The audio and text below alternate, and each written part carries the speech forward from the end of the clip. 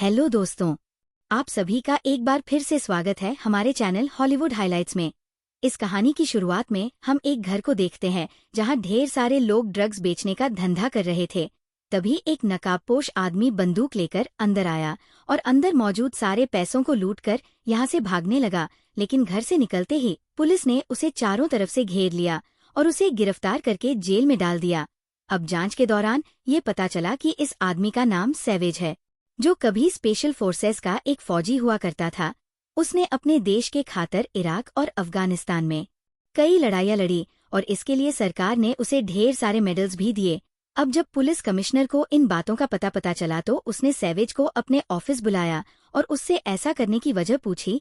इस पर सैवेज ने जवाब दिया कि जब तक देश को हमारी जरूरत होती है तब तक तो हमारा पूरा ख्याल रखा जाता है, पर जैसे ही हम रिटायर होते हैं सरकार हमें मरने के लिए छोड़ देती है। दरअसल सैवेज की एक बेटी भी है जो कि लंग कैंसर से पीड़ित है और सैवेज के पास इतने पैसे भी नहीं हैं कि वो उसकी दवाइयां खरीद सके। अब यह सब सुनकर कमिश्नर के दिमाग में एक ख्याल आया और उसने सैवेज को एक मिशन पर भेजने का फैसला किया। दरअसल उसे खबर मिली थी कि लूकस नाम का एक आदमी, जो कि शहर में मौजूद एक जेल का वार्डन है, वो जेल के अंदर कई गैर कानूनी कामों को अंजाम देता है। लकस अपनी जेल में एक इल्लीगल फाइट करवाता है और उसका लाइव टेलीकास्ट करके पैसे कमाता है। इसके साथ ही वो जेल के कैदियों से ड्रग्स का धंधा भी करवाता है। लेकिन इन सब के बावजूद भी पुलिस उसे गिरफ्तार नहीं कर सकती, क्योंकि उनके पास लूकस के खिलाफ कोई सबूत नहीं है। इसलिए कमिश्नर चाहता था कि सैवेज उस जेल के अंदर जाए और लूकस के खिलाफ सबूत इकट्ठा करके उस तक पहुंचाए। अब पहले तो सैवेज ने इस मिशन के लिए इनकार कर दिया, पर जब कमिश्नर ने उससे वादा किया कि सरकार उसकी बेटी के इलाज का खर्चा उठाएगी तो वो ये काम करने के लिए राजी हो गया। अब अगले दिन सैवेज को उस जेल में भेजा गया जहां किलियन नाम के गार्ड ने सभी कैदियों का वेलकम किया और उन्हें जेल के रूल्स बताए। इसके बाद जेल के डॉक्टर ने सैवेज की गर्दन में एक चिप डाल दी जो असल में एक जीपीएस ट्रैकर था। इसके बाद जब सैवेज अपने कमरे में पहुंचा तो उसे बिस्तर के नीचे कमिश्नर का भेजा हुआ फोन मिला, जिससे वो सबूतों को इकट्ठा कर सके और लूकस का भांडा फोड़ सके। अब उस शाम जब सैवेज मैस में खाना खाने गया तो जेम्स नाम का एक दूसरा कैदी उससे बेवजह पंगे लेने लगा, लेकिन सैवेज ने पर कोई रिएक्शन नहीं दिया और जेम्स को इग्नोर करके वहां से चला गया।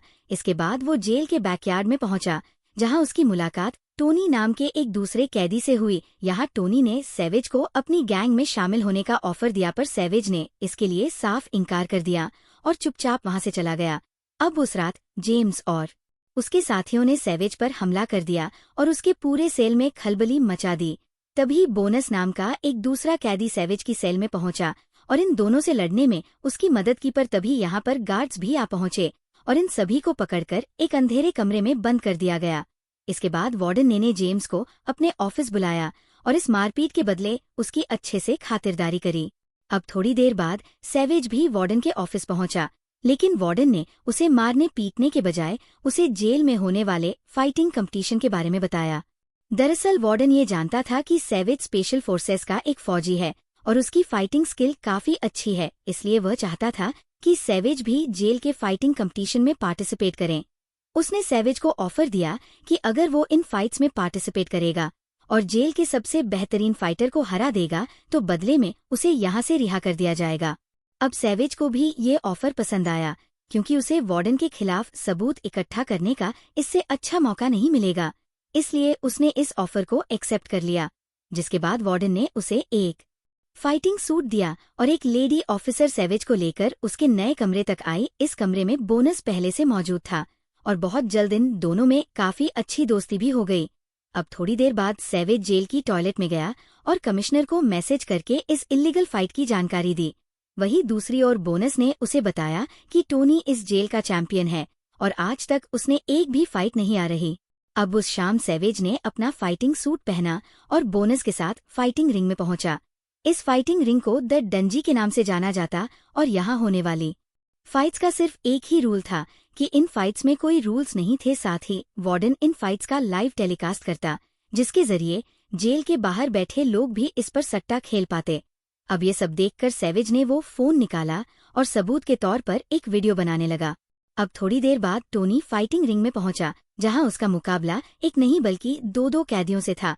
लेकिन इसके बावजूद भी टोनी को इस फाइट में कोई तकलीफ नहीं हुई और उसने बड़ी आसानी से इन दोनों को चित कर दिया।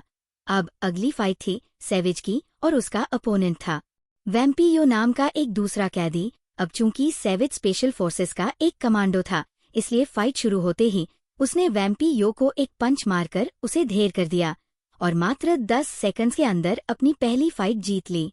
अब इस फाइट के बाद टोनी वार्डन के पास पहुंचा और उससे अपनी रिहाई की मांग की। दरअसल वार्डन ने उससे वादा किया था कि जिस दिन वह जेल का चैंपियन बनेगा उस दिन उसे जेल से रिहा कर दिया जाएगा। इस पर वार्डन कहता है कि अगर तुम्हें अपनी आज़ादी चाहिए तो तुम्हें एक और फाइट लड़नी होगी और ये फाइट तुम्हारी आखिरी फाइट होगी, और अगर तुमने इसे जीत लिया तो तुम हमेशा हमेशा के लिए आज़ाद हो जाओगे।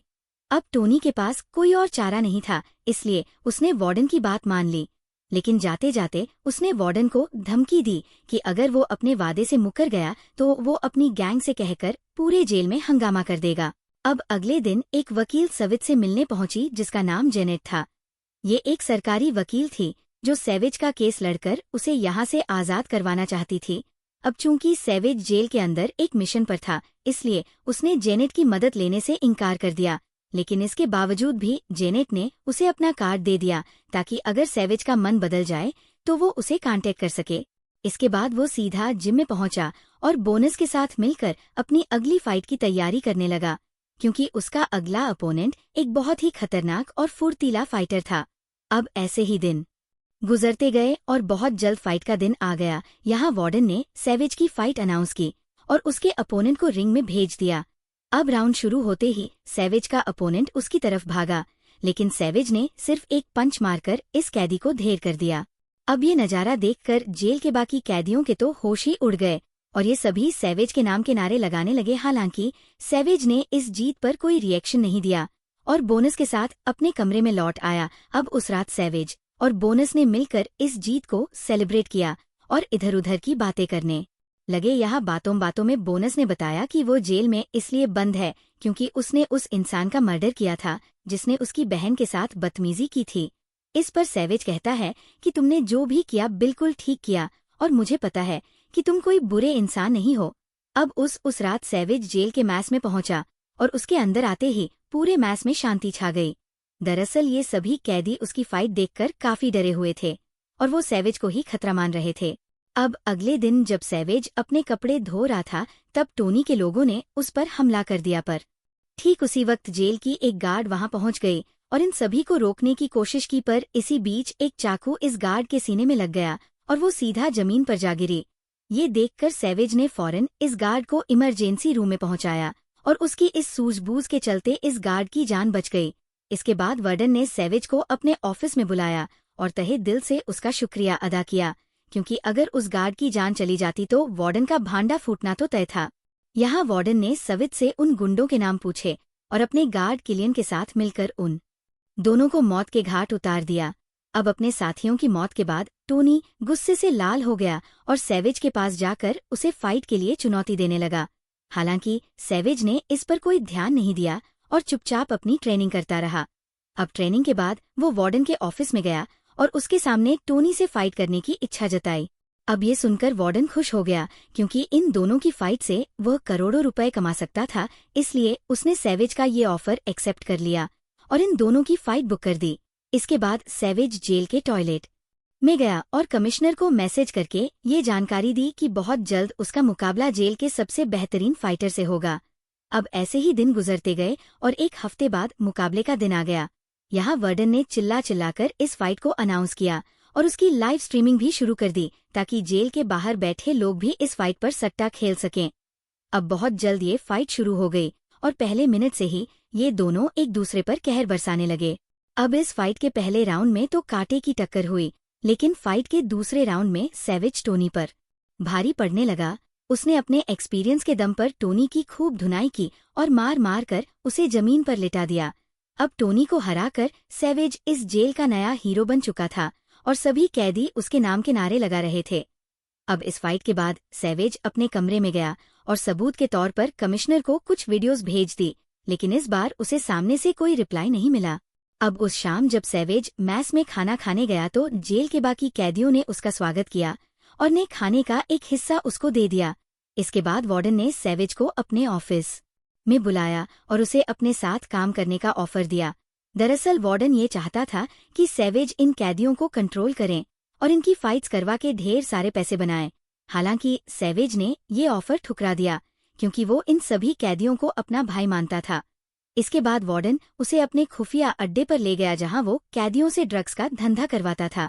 उसने सैवेज को भी इस बिजनेस में शामिल होने का ऑफर दिया, जिस पर सैवेज ने कहा कि उसे फैसला करने के लिए थोड़ा वक्त चाहिए, लेकिन जाते जाते उसने थोड़े से ड्रग अपनी जेब में भर लिए ताकि वो इन्हें कमिश्नर तक पहुंचाकर वार्डन का भांडा फोड़ सके। इसके बाद वार्डन उसे लेकर अपने ऑफिस में गया जहां वो कमिश्नर पहले से मौजूद था। और अब ये खुलासा होता है कि वार्डन और कमिश्नर शुरू से ही एक दूसरे से मिले हुए थे। दरअसल ये जानते थे कि सैवेज की फाइटिंग स्किल काफी अच्छी है, इसलिए इन्होंने बड़ी चालाकी से सैवेज को जेल के अंदर डाला और उसकी फाइट्स करवा के करोड़ों का मुनाफा कमाया। अब ये सब जानकर सैवेज के तो मानो होश ही उड़ गए और इतने बड़े धोखे के बाद वो पूरी तरह से टूट चुका था। अब वार्डन और कमिश्नर का प्लान था कि वो सैवेज का मुकाबला दूसरे जेल के फाइटर से करवाएंगे और उस फाइट को बेचकर ढेर सारे पैसे कमाएंगे।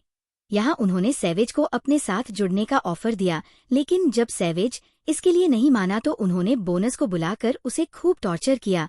अब सैवेज के पास कोई और चारा नहीं था और अपने दोस्त की जान बचाने के लिए वो ये फाइट करने के लिए तैयार हो गया। इसके बाद वो बोनस को लेकर कमरे में पहुंचा और यहाँ इन दोनों ने कसम खाई कि वो वार्डन और कमिश्नर का भांडा फोड़ कर रहेंगे। इसके बाद सैवेज ने उस वकील जेनेट को फोन किया जिससे वो कुछ दिनों पहले मिला था। यहाँ उसने जेनेट को पूरी बात बताई और वार्डन के खिलाफ इकट्ठा किए सारे सबूतों को एक मेमोरी कार्ड में डालकर उसे दे दिया। इसके साथ ही उसने जेल के सभी कैदियों को अपनी तरफ कर लिया और उनके दिल में वार्डन के लिए नफरत भर दी। अब ऐसे ही दिन गुजरते गए और देखते ही देखते फाइट का दिन आ गया। इधर दूसरी जेल का वार्डन अपने सबसे बेहतरीन फाइटर शाखा को लेकर इस जेल में पहुंचा। यहाँ दोनों जेल के वार्डन्स ने अपने अपने फाइटर पर सट्टा लगाया और बहुत जल्द इन दोनों की फाइट शुरू हो गई। अब इस फाइट के दौरान शाखा सैवेज पर भारी पड़ने लगा और पहले राउंड में उसने सैवेज की खूब धुनाई की, लेकिन जैसे ही दूसरे राउंड की शुरुआत हुई सैवेज ने उन चुराए हुए ड्रग्स को शाखा की आंखों में झोंक दिया और इस मौके का फायदा उठाकर उसने शाखा को इतना धोया कि वो बेचारा जमीन पर जा गिरा। यहाँ सैवेज ने जेल के सभी कैदियों को सिग्नल दे दिया और सिग्नल के मिलते ही उन्होंने पूरे जेल में खलबली मचा दी। यहाँ गार्ड्स ने इन्हें रोकने की काफी कोशिश की, लेकिन कैदियों की संख्या इतनी ज्यादा थी कि गार्ड सभी उनका कुछ नहीं बिगाड़ पा रहे थे। इसी बीच आर्मी की एक बटालियन जेल के अंदर घुस आई क्योंकि जेनेट ने वो सारे सबूत सरकार के हवाले कर दिए थे और अब वार्डन और कमिश्नर का भांडा फूट चुका था। अब ये सब देखकर वार्डन ने भागने की कोशिश की, लेकिन लास्ट मोमेंट पर सैवेज उसके सामने आ गया। यहाँ वार्डन ने उस पर गोलियों की बारिश कर दी, लेकिन सैवेज के बुलेट प्रूफ सूट ने उसकी जान बचा ली। तभी यहाँ पर बोनस भी आ गया और वार्डन को मार मार कर उसका बुरा हाल कर दिया। इसके बाद आर्मी के सोल्जर्स ने वार्डन को अरेस्ट कर लिया और जेल के सभी कैदियों को गन पॉइंट पर ले लिया। इस पर जनत ने बताया कि उन सबूतों को उस तक पहुंचाने वाला और कोई नहीं बल्कि खुद सैवेज है।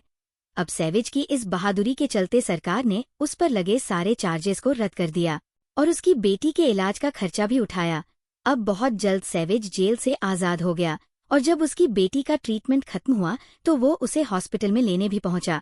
वहीं दूसरी ओर वार्डन और कमिश्नर को जेल में डाल दिया गया और उनके गुनाहों के खातिर उन्हें उम्र कैद की सजा सुनाई गई। और इसी के साथ ये शानदार मूवी यहाँ पर एंड हो गई। आई होप आपको ये कहानी पसंद आई होगी। अगर वीडियो अच्छी लगी हो तो इसे लाइक कर देना और चैनल को भी सब्सक्राइब कर देना। मिलते हैं एक नई वीडियो में, पर तब तक के लिए be safe and keep chilling.